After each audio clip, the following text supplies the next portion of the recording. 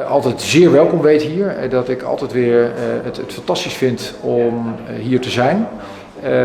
En dat ik het ook geweldig vind om nu voor de eerste keer zelf te mogen ervaren de hartelijkheid, de gastvrijheid. Klein beetje wolken, maar toch ook weer het geweldige weer en de geweldige omgeving hier in Aruba. Dus ik kom heel graag nog een keer terug.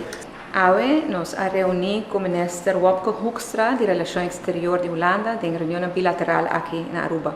E ayer acaba nos estado em reunião na Corsol com tour e 4 países, primeiro-ministro de Corsol, Sr. Pisas, primeiro-ministro de Sint Maarten, Sra. Jacobs, ministro de Relações Exterior de Holanda, Sr. Hoekstra, e minha persona, caminha nos toca ayer a tema em general de reino e AUE nos vai mais especificamente de tema de Aruba.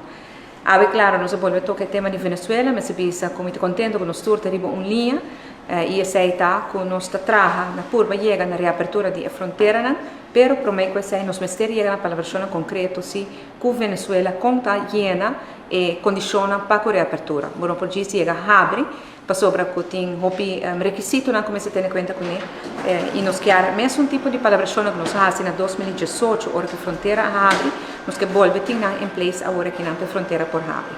No momento aqui não tem nenhuma classe de contato entre a autoridade de Aruba e Venezuela, assim nós não por abrir a fronteira. Pois nós temos linha, nós queremos para Venezuela vir na mesa, para nós pedir condiciona que classe de controle Venezuela também vai executar. No momento é passou para Aruba, abre a fronteira e me estar safe, seguro e me estar responsável. E essa que nós está assim, passou para Aruba no momento aqui me está atenção. Claro, nós estamos interessados em importar fruta, verdura, outro produto de Venezuela que porta mais barata, mas vai na uma boa maneira, uma maneira que nossa palavra também adelantar. Esse é um tema que nós toca a trove, também nós toca outro tema na região e com Aruba lo por um rol e com a embaixada de diferentes países por ajuda-nos.